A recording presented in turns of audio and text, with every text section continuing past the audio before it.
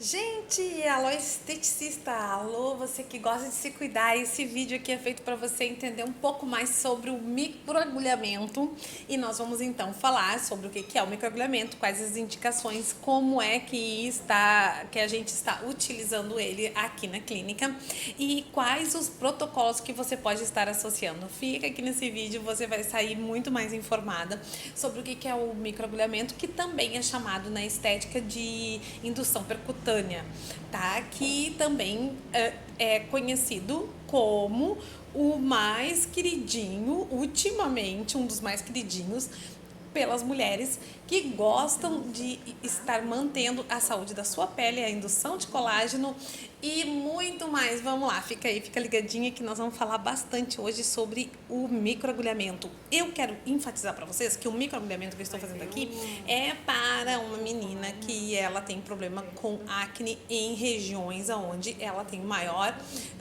nível de oleosidade na sua pele. E é o que eu quero trazer uma pergunta para vocês e quero ver o que você sabe me dizer sobre isso. O microagulhamento com indução de ativos, ele precisa ser só de vitamina C e ácido hialurônico? Claro que não.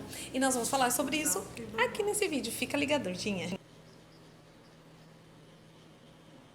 Bom, e o que a gente sabe então? Que historicamente três fatos marcaram o desenvolvimento desta técnica. Em 1995, Orientrinch e Orientrinch descreveram a subcisão ou microagulhamento dérmico para estímulos de colágeno e tratamento de cicatrizes, aquelas deprimidas, também para acne e ruga. 2 anos depois, foi a vez de Carmerin e Dowsett. Quer dizer, aí já era 1997, desculpa, relatarem a dermoabrasão com agulhas usando uma pistola de tatuagem sem tinta, também no tratamento de cicatrizes atróficas. E por fim, Fernandes, que hoje é considerado pai do microagulhamento, que em 2005 criou o primeiro equipamento, que foi um roller, tá? Após vários estudos do uso do microagulhamento, no caso então, em cicatrizes. Mas o microagulhamento pode ser realizado em uma ampla variedade de disfunções estéticas. Quanto ao seu propósito, que é o de estímulos de novas fibras de colágeno e elastina, tais como as rugas e linhas de expressão, cicatrizes de acne, queimadura, melasmas, estrias, flacidez cutânea e, em alguns casos, de alopecia e também, óbvio, tudo isso para rejuvenescimento. Outro segundo emprego dessa técnica, e você já deve ter ouvido falar no drug delivery, tá? Que é visto como um grande capacitador da permeação de ativos, né? Ele potencializa esses ativos. O emprego do microagulhamento nesse sentido, então, vem possibilitando o transporte de ativos, principalmente aqueles com características hidrofílicas, de carga elétrica positiva e em macromoléculas, uma vez que a pele dificulta a permeação desses ativos normalmente. Visto que a pele íntegra ela é hidrofóbica, tá? E de carga negativa, então os ativos positivos têm uma dificuldade de permeação e o microagulhamento pode assim ser considerado como um procedimento seguro que já pode ser realizado em qualquer fototipo e não retira a parte íntegra, ela retira a camada superficial da pele, porém não toda, e ele é eficaz e de fácil acesso, minimamente invasivo, minimamente indolor, simples e de pouco custo. E o mais interessante é o profissional saber que essa técnica ela também pode ser realizada em áreas em que o laser nem o peeling são indicados, como por exemplo ao redor dos olhos. Outras técnicas não são indicadas a chegar tão próximo e com o microagulhamento a gente pode sim fazer uma entrega bem próxima, como na região das olheiras, por exemplo, tá? No caso do tratamento de cicatrizes de acne, ele também potencializa resultado tá? Ao contrário das técnicas mais abrasivas, né? Que também sabemos que infecção pós-microagulhamento são de muito difícil de correr, tá? Porque o fechamento do extrato córneo ocorre muito rápido e nos próximos 15 minutos. Claro, gente, eu tô falando aqui de pessoas profissionais que têm conhecimento e que sabem como vão estar fazendo essa técnica. Um outro vídeo nós vamos trazer com uma explicação de passo a passo e também de ativos, porque não vai dar para falar tudo nesse vídeo aqui. Aqui vocês estão observando que eu estou fazendo e colocando já os ativos para que haja o melhor uso, o aproveitamento desses ativos possível. O microagulhamento possui 2 mecanismos de ação, os quais são relacionados e com o seu objetivo. Como eu citei aqui, então, a abertura de microcanais, tá? Que permitem que os ativos, então, sejam potencializados em 80 a 500%, gente. Ele deve ser usado, claro, com cautela, já falei isso. Cautela também da escolha dos produtos, os produtos corretos devem ser utilizados e com o devido controle de um profissional técnico e bem orientado, mas uma vez que seus ativos podem atingir partes mais profundas da pele, ele também tem a condição de entregar um resultado ainda melhor. Produtos com corantes, conservantes, parabenos, fragrância, óleos essenciais, surfactantes, todos esses produtos com lanolina, petrolatos, alfa-hidrolatos, eles não podem serem colocados no microagulhamento porque eles podem trazer uma profunda irritação da pele, uma vez que essa pele está aberta. Por isso eu digo, não é na farmácia escolher um produto, um óleo, um creme e sair microagulhando a pele, não, gente, tá? Tem produtos específicos, mas também não precisa ser só aqueles 2 produtos que a gente vê em tudo que é curso, né? O pessoal mandando colocar apenas esses 2 produtos, claro que são os mais seguros, mas você precisa então estar adquirindo os produtos que são para o microagulhamento, específico para microagulhamento, tá? Produtos assim, à base de água, de gel, de sérum, de alguns cremes, né, sem todos aqueles itens que eu falei anteriormente, são os mais aceitos. No Brasil não há nenhuma resolução que regulamente o uso de produtos para microagulhamento. Já a segunda ação que eu falo do microagulhamento, o segundo papel dele, e esse sim, como a gente disse, ele é de vital importância, que é a indução percutânea de colágeno, tá? Esse mecanismo de ação é uma técnica que é a principal com a ruptura da integridade da barreira cutânea ao desagregar os queratócitos. Isso culmina com a liberação de citocinas, com fatores de necrose, fatores que estimulam colônias de macrófago e granulócitos a fazerem vasodilatação nessa derme e a migrarem queratinócitos para a restauração da epiderme. O corpo vê como uma agressão, ele não está interessado se isso é estético ou não, mas ele vai lá reestruturar aquele lugar que está sendo agredido, mandando defesas para lá. E essa ruptura pode ser visualizada, tá? Até mesmo se você tem uma lente de aumento ou mesmo um microscópio, a formação desses canais, tá? Então, a perda transepidermal de água, né, que dá para ser observada nesse processo todo. Após as microlesões das agulhas, a pele inicia um processo, então, de cicatrização em 3 fases. Na primeira fase, que ela é inflamatória ou de uma injúria, que foi aquilo que eu falei para vocês, o corpo não entende que isso é estético ou não, né? Então ele vai tratar de restaurar, e é o que a gente quer, uma inflamação controlada, com plaquetas que logo após a lesão liberam fatores quimioterápicos que acarretam a invasão de outras plaquetas, que são os neutrófilos e os basófilos.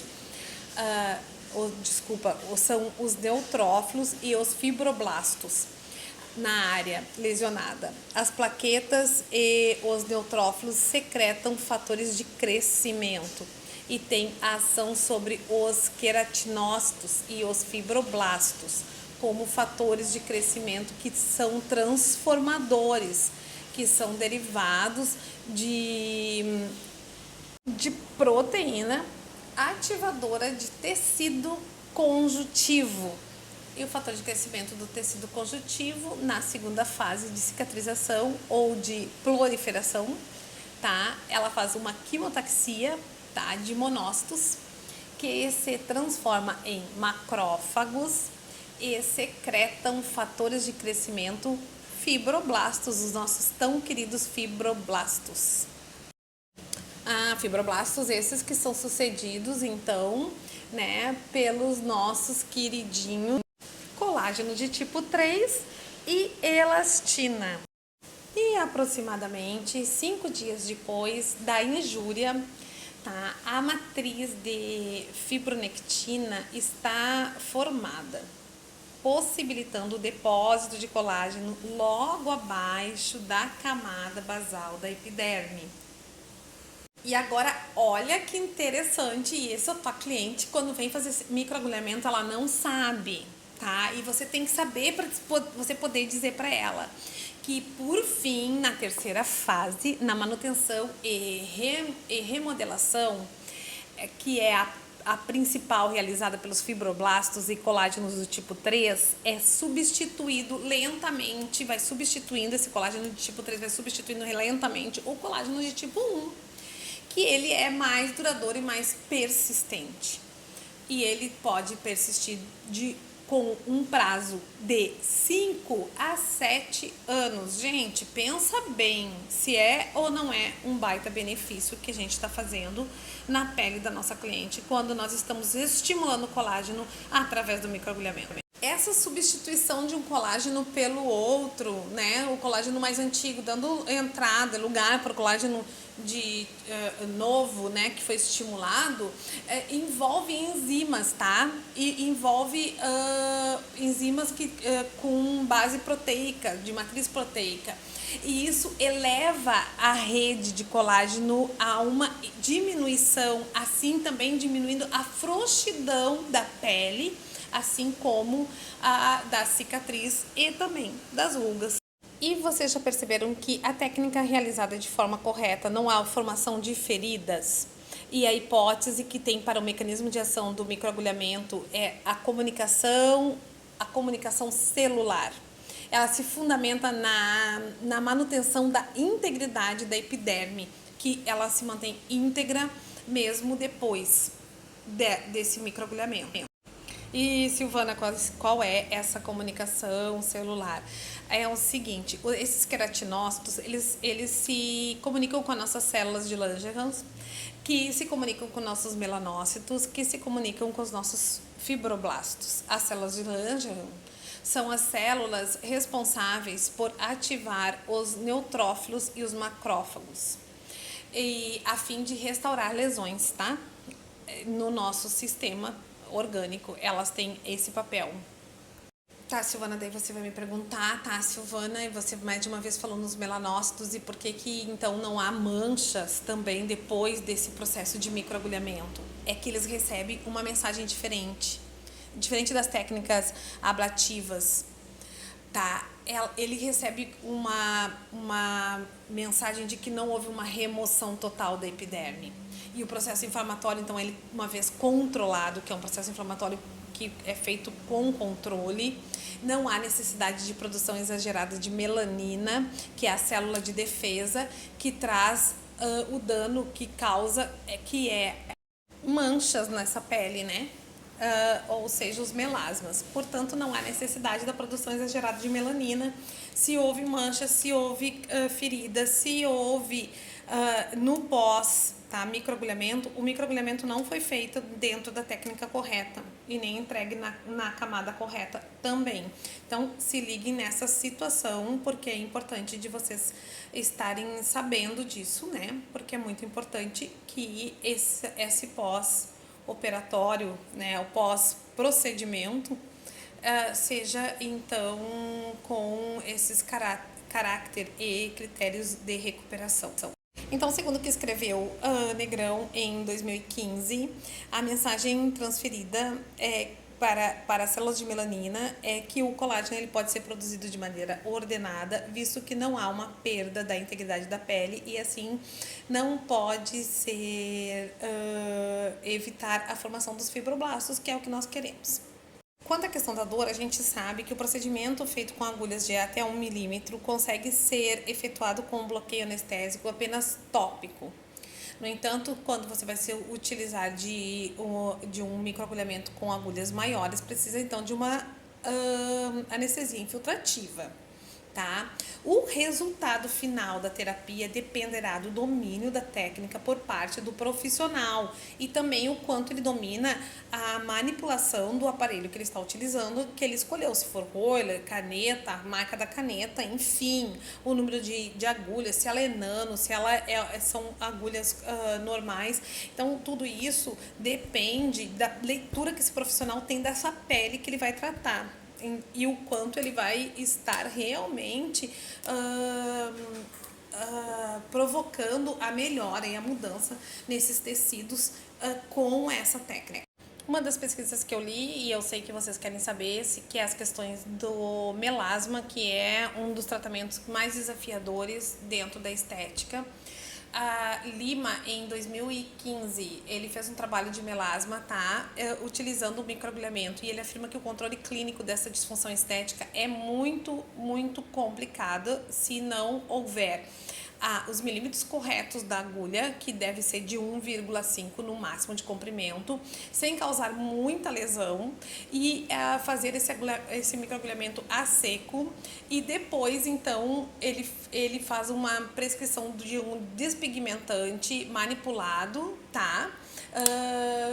Horas depois desse microagulhamento. Então, assim, no outro dia, né, os pacientes dele entravam já com o clareamento, tá, desse microagulhamento, depois desse microagulhamento ter sido feito